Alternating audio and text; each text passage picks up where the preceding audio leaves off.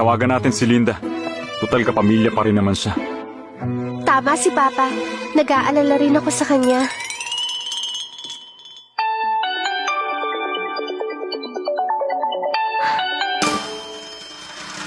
Hello? Linda, nakita mo na ba? Ano, lumagpas ka ba ng 700? Hindi ko alam. Dito kasi hindi makita yung resulta. Ano? Paano hindi niya makita? Siguro nagkaroon ng problem? Teka lang, hindi mo naman siguro nakalimutan yung barcode, di ba? Kaya ba ayaw lumabas ng score? Ano? Naku, Nancy, sabi ko na nga ba, walang magandang lalabas sa bibig mo. Teka, sino ka para sabihin yan sa kanya? Huwag mong sisisihin si Nancy dahil wala siyang kasalanan. Hindi na ako nagulat. Alam ko na ang nangyayari sa mga taong tulad mo sa mga importanteng exam. Laging sumasablay. Pwede ba? Kung may sablay dito, kayo yun ang pamilya mo. Ano? Grabe ka! Linda, ano bang ginawa namin sa'yo para sabihin mo yan? Tigilan mo na yung pagpapanggap mo. Linda! Ni isa sa pamilya nyo walang makaintindi. Kaya naman, hindi nyo talaga ako maiintindihan. Hindi nyo ba talaga alam ang ibig sabihin nun? Nasa top 50 ako ng buong probinsya. Siguradong pasang-awa ang grado ni Nancy. Kung pamilya ko talaga kayo, bakit mas matalino ako sa inyo? Anong sinabi mo? Linda, sa tingin mo ba posible na maging top scholar ka? Ayoko na kayong kausap, baka mahawa ako sa inyong lahat. Ingrato talaga. Naku, mo yan. Ang galing mo talaga, Linda. Ano na naman ba?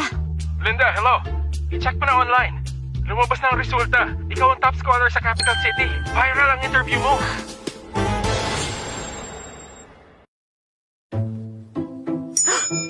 Linda, tignan mo sa labas. Ang daming reporter na naghihintay. Gusto ka makausap.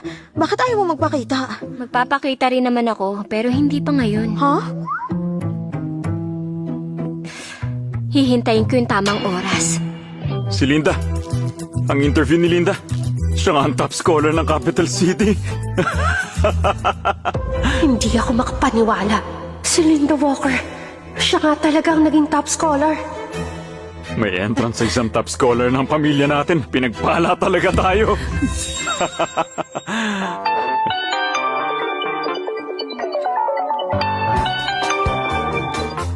Hello? Linda, congratulations ha. Proud na proud talaga ako sa'yo. Yun lang ba? O may iba pa? Linda, sikat na sikat ka na ngayon sa internet. Bakit kaya hindi ka magbigay ng isa pang interview? Kahit dito sa bahay, hihintayin ka namin dito. Para makita ng buong mundo na ang pamilya natin nasa lahi ng pagiging matalino. Hinihintay ko lang na tumawag kayo. Sige. Sige, sasabihan ko na yung mga reporter para maganda. Papayag na ako sa interview, pero hindi sa bahay nyo. Dito dapat sa Brookshire. Linda, ano ba? Kapamilya ka pa rin namin. Kung may interview, dapat dito gagawin. Oo nga, Linda. Tsaka isa pa, top scholar ka ng capital city. Bakit ka pupunta sa Brookshire? Para magpa-interview. Bale, hindi na kayo pupunta? Okay lang din. Ako na lang magpapa-interview dito mag-isa. Kayong bahala. Hindi, teka lang. Sige, gawin na lang natin sa Brookshire. Magbubook na ako ng flight ngayon. Pupunta tayo sa Brookshire mamaya. Bilis, maganda na kayong lahat. Mag-impake na kayo, dali. Pupunta tayo sa Brookshire. Pa! Sumusobra naman siya. Mapapagod lang kayo sa biyahe. Sa tingin ko, pinapahiya niya lang ang pamilya natin. Migil ka na. At wag na wag mo sasabihin yan sa harap ni Linda. Pa, bakit niyo ako sinisigawan? Nancy, hindi mo ba naiintindihan? Malaking karangalan sa pamilya na top scholar siya. Ano naman kung maabala tayo ng konti? Ngayon ka pa susumpungin? Wala ka talagang konsiderasyon? Ma, tingnan mo si Papa. Nancy, gusto lang sulitin ng papa mo ang pagkakataon para ipakilalang pamilya natin. Kung ano man yung problema mo, saka na natin pag-usapan. Sige na, mag-impake ka na. Hindi ako sasama. Kung ayaw mo, maiwan ka rito mag-isa. Ngayon lang nila ako tinrato ng ganito. Si Linda ang may kasalanan ng lahat ng to. Ngayon, sinisigawan niyo na ako dahil kay Linda! Nancy! Nancy!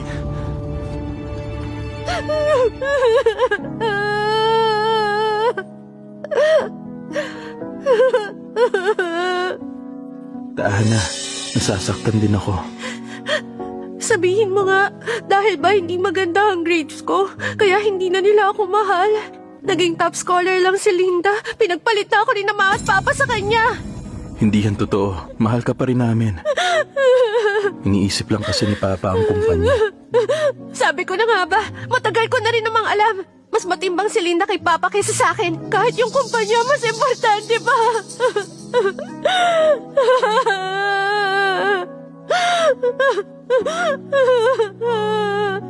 Ikaw ba? Mawawala na rin ba pagmamahal mo sa akin tulad ni ng Mama at Papa? Hindi. Ano ka ba? Hindi ako titigil na mahalin ka. Para sa akin, ikaw ang pinaka-espesyal na tao. Alam mo, Charles, buti na lang nandyan ka para sa akin. Nancy, mahal kita. Hindi lang kapatid ang tingin ko sa'yo, kundi...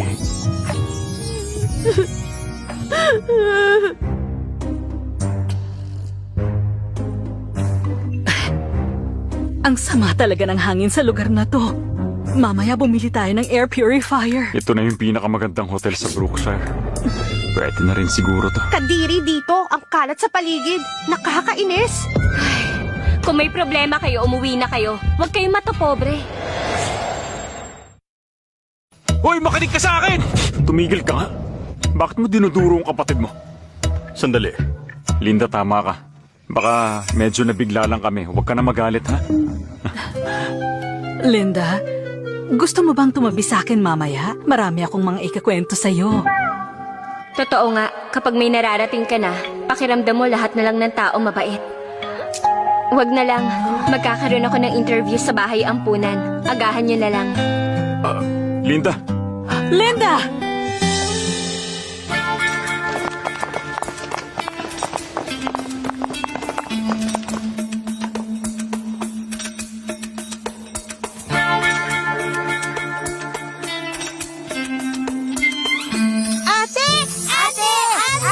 Kumusta? Maglaro na kayo sa loob. Mga bata, pasok na kayo. Nandyan ang mga kuya nyo. Linda, nandito ka pala. Bakit ang formal niyo namang lahat? Linda, dahil mahalaga ka para sa amin. Bakit kaya hindi ka rin magbihis? Wala po akong damit na ganyan. Ibibili kita ngayon. Pwede namang ipa-deliver natin dito, di ba? Linda, ano bang size mo? Medium siya. Sa sapatos. Ay, size 7 po siya. Light green at purple. O kaya soft yellow ang paborito niyang Huwag kulay. na kayo mag-abala. Hindi na. Gusto ko tong kakaibang nangyayari ngayon. Gusto ko ring makita ng buong bansa na kahit nakadugo ko sila, hindi nila ako katulad. Miss Walker, pwede na tayong magsimula. Teka, Linda. Bakit? May tagos ka. Magpalit ka na lang muna. Hala, Saan siya pupunta? Matagal ba tayo maghihintay? Huwag ka mag-alala. Nandito naman kami. Anak ko si Linda. Pwede niyo na kaming unahin. Sige po, simulan na po natin. Tara, bilis-bilis. Magandang araw sa mga taga-subaybay. Ako ang General Manager ng Lewis Group Branch. Lewis Manufacturing, magandang kalidad sa mababang halaga. Niyayaya namin kayong bumili ng stocks namin. Ang mga anak ko, talentado lahat. Ang panganay ko, simula nung nag-18 siya, naging kasali na rin siya sa negosyo. Ang pangalawa naman, magde-debut pa lang. Ako si Joseph Lewis. Tandaan niyo ang pangalan ko. Hindi kayo magsisisi. At ang bunsong anak ko namang si Nancy, mahilig sa music, chess, calligraphy at Pasensya painting. na po, puputulin ko lang kayo. Pwede bang mag-focus lang kayo kay Linda Walker? Si Linda ba? Napakatalino niya. Magkasundo rin talaga sila ni Nancy. Si Nancy din kasi napakalapit din talaga sa mga tao. ini-interview lang, akala nila kung sino sila. Hindi ganun kadali kapag nasa spotlight ka. Linda, nandyan ka na pala. At teka, Hindi. Sandali lang po. Kumusta kayo? Ako si Linda Walker. Alam mo ba, yung pamilya mo kanina? Anong pamilya? Simula pagkabata, ulila na siya. Tama siya. Sa ampunan lumaki si Linda. Sila ang mga kaibigan ko sa ampunan. Sila ang tunay kong pamilya, pati na rin ang din namin. Hindi to mangyayari kung hindi dahil sa kanila. Gusto ko rin sanang pasalamatan ng lola ko. Sila ang dahilan kung bakit mataas ang nakuha kong grado sa exam. Di mo man lang ba kami pasasalamatan? Ano ba talaga ang ginagawa mo? padaan nga. Magpaliwanag ka sa akin.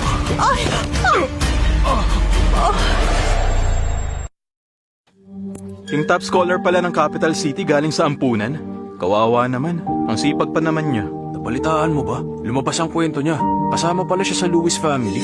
Ito, tingnan mo. Walker pa rin ang apelyido ng top scholar. At sabi ng mga Lewis, hindi sila bias. Nabuking na rin yung babaeng yan na nangaapi sa klase at mga mahihirap. Hoy! Kayo! Magsilabas kayo! Boss! Kasalanan to ni Papa. Bakit pa kasi siya nagpa-interview? Ayun tuloy, kinikriticize na tayo ng mga tao. Dun sa labas natin, ilang dosena nang naghihintay. Hindi na nga ako makapunta sa grocery. Narinig mo ba kung ano sinasabi nila? Bakit naanak daw ako ng kapitalista? Wala po ba mga mata nila? Si Papa. Dahil sa nangyari, bumagsak ang stocks ng company. Umalis siya para asikasuhin ang sitwasyon. Siguro pabalik na rin yon. Gabayan niyo ako. Sana hindi ako mapansin ng mga loko-lokong to. Sir, sandali lang po. Statement lang po. May tanong lang po kami. Sir!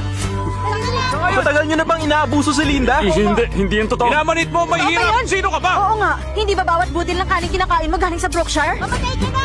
Patay ka na! Nararapat sa'yo! Bumalik ka rito! Dito ka na! Lumabas ka! Hoy! Lumabas ka rito!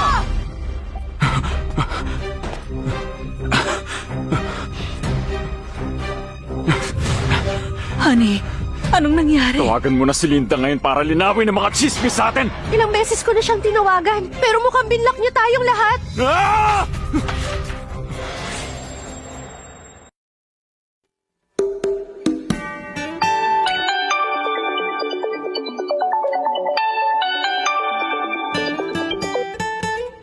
Ine-expect ko na talaga to, kaya congratulations sa'yo, top scholar. Thanks. Nakapili ka na ba kung saan ka mag-aaral? Gusto mo ba i-recommenda kita sa school ko? Marami kaming benefits. Sa Luminara University ko talaga gusto. Hindi pa nagbabago. Bilib talaga ako sa kumpiyansa mo. Ibang klase ka. Oo nga. Importante ang kumpiyansa sa sarili. Kahit na hindi ako magluminara, sigurado akong sila ang lalapit sa akin. Dahil luminara na ang napili mo, dapat galingan mo magtago. Siguradong ahabulin ka ng mga recruiter sa ibang university. Hulaan mo kung nasan ako ngayon. Ito na po, Miss Walker.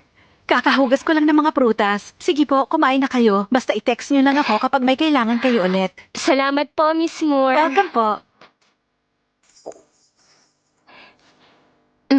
Narinig mo yon? Nandito ako sa admissions office ng Luminara. Bago matapos yung application, mukhang hindi na siguro ako aalis sa presidential suite na to.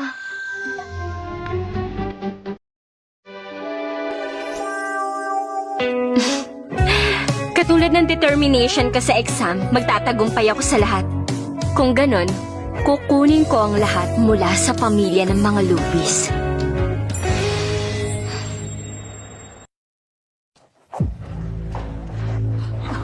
Ayan. Teka lang, hindi naman siguro nila tayo papasukin, di ba? Hindi, huwag ka mag-alala. Imposible yun. Anak, tingnan mo.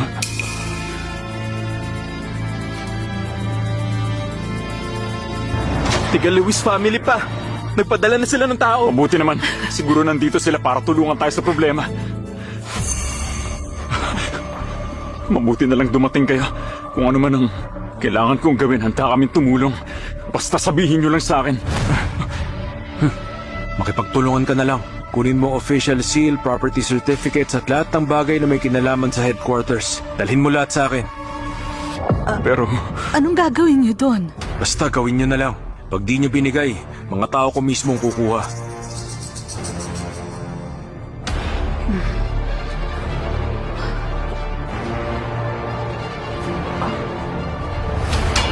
Ikaw siguro si Nancy Lewis. Dahil sa mga inasal mo, ang Lewis family, napahiya talaga. Hindi na pwedeng maulit yon. Ikaw ang dahilan kung bakit nagkaproblema. Kaya nagdesisyon ng headquarters na alisin ka na sa Lewis family. Dala ko na rin ang dokumento.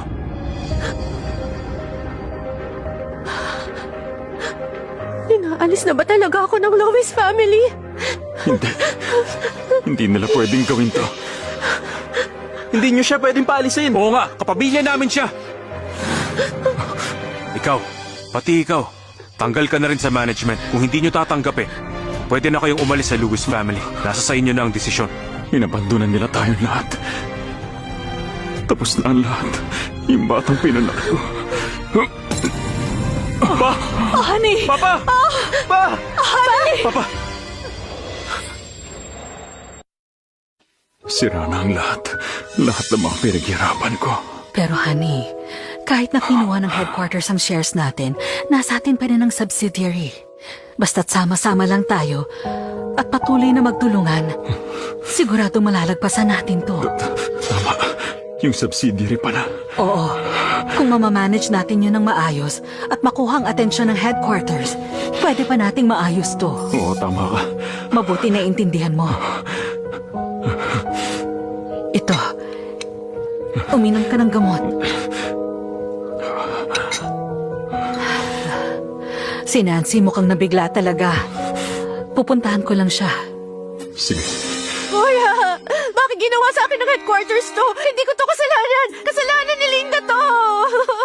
Nancy, ngayon tinakwil ka na. Mas magiging masaya ako. Ano? Kuya Charles, bawiin mo yan. Hindi yan totoo.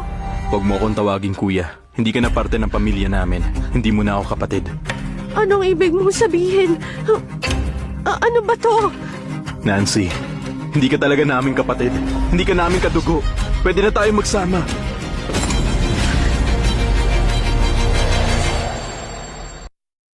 Ano to, Charles? Anong sinasabi mo? Nagbibiro ka lang, di ba? Ano? Sumagot ka! Nagbibiro ka lang, di ba? Sumagot ka! Hindi ako nagbibiro. Tumigil ka! Magkapatid kayong dalawa! Hindi ko siya kapatid. Hindi kami magkadugo. Si Linda ang tunay kong kapatid.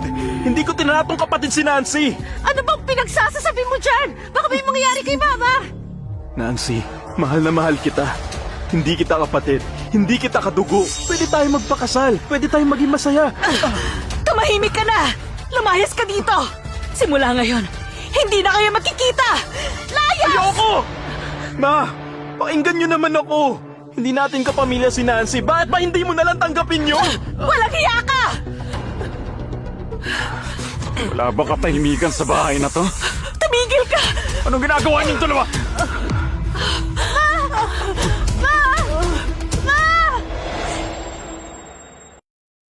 Huwag ka mag-alala. Bago magsimula yung klase, gagala muna ako sa capital city. Ay, dapat ba pumunta muna ako sa museum o... Linda, alam kong pupunta ka sa capital city. May sakit ako. Pwede mo ba akong bisitahin? Magpagaling kayo. Anak ko, minahal mo ba kami? May pakialam ka ba sa amin? Madam, tinawag ko na ba kayong mama? Kung pinrotektahan sana kita dati, baka hindi kayo nagkapalit. Madam, sa totoo lang, nagpapasalamat ako dahil sa kapabayaan nyo, napunta ako sa matinong pamilya. Kung kayo ang nagpalaki sa akin, baka natulad ako sa tatlong yon. Nangaapi ng walang laban at walang konsensya dahil rin sa kahirapan. Kaya ako naging determinado para magpatuloy lang sa buhay. Yun ang dahilan kung bakit ganito ako ngayon. Nancy, dapat ang pangalan mo. Yun ang totoo mong pangalan. Gusto mo ba yun na lang, ha? Linda, ang binigay na pangalan sa akin ng lola ko. Simbolo yon ng mga biyaya niya at mga pangarap. Kung hindi ka magpapalit, wala ka mamanahin sa pamilya namin.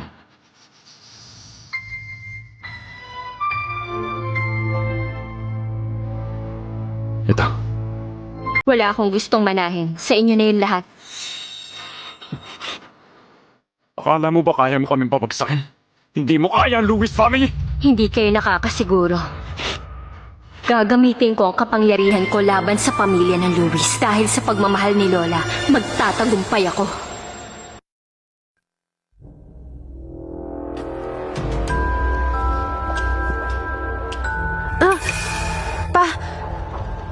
Bakit nakaupo ka dito mag-isa?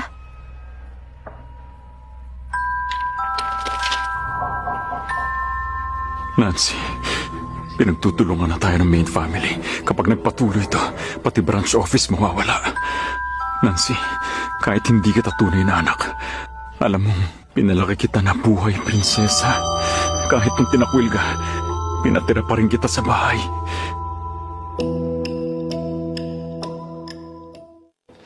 Si Nancy Lewis, kinasal na? Pero bakit naman sa matanda? Para sa kumpanya, pinakasal siya ni Mr. Lewis sa mayamang biyudong may anak. Sinubukan nga ni Joseph na pigilan ang engagement. Si Charles naman pumunta para pigilan ang kasal nila Nancy. Kaya yung mga tao ni Mr. Young, binali yung mga paa niya. Nakakatakot naman. Buti na lang pinalaki ako ng lola ko ng mabait. Hayaan mo na nga sila. Kabubukas lang ng studio. Bumalik ka na nga sa trabaho. Dali na! Ito na po, boss.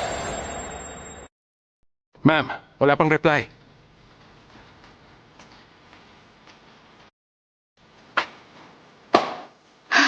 I-follow up niyo lang. Baka kaya pa pababaan. Miss Walker, may meeting ka mamaya. I-cancel mo. May importante akong lakad. Miss Walker, ito po. Natapos ko nang ayusin to. Sisend ko na sa'yo. Miss Walker, ito ang kontrata ng Lewis family. Salamat.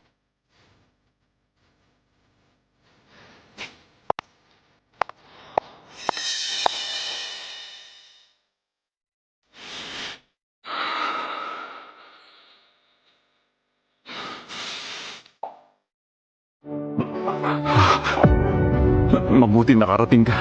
Salamat talaga. Alam mo naman, yung company ko, magiging public na. Ibebenta mo ba yung Lewis Group?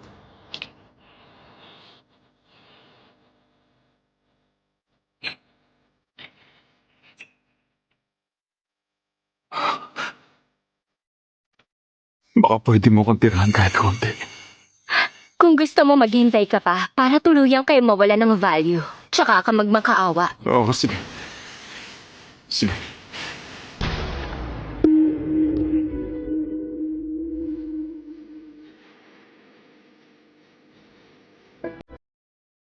Linda, ang galing mo talaga. Sigurado kang ayaw mo makisyoso sa akin? Ang sagot ko dyan, hindi pa rin magbabago. Salamat. Hindi ko isusugal ang kinabukasan. Mas naaakit ako sa karera at kapangyarihan, hindi sa pag-ibig.